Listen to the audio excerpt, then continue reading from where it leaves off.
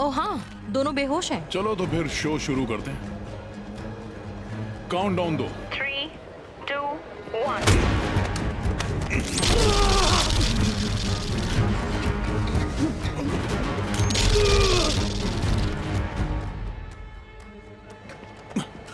Doctor आगे गहरी सांस लो।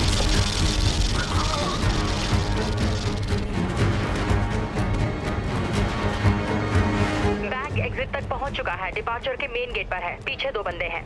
मैं समझ गया टकी, दूसरे गेट से निकल रहा हूँ। वैसे रख, पेपर दे। अरे ये क्या? वो टैक्सी के पास जा रहा है। नंबर है 49502। नेथन, तुम्हारी जरूरत है। आ गया। जे तुम्हारा लोकेशन?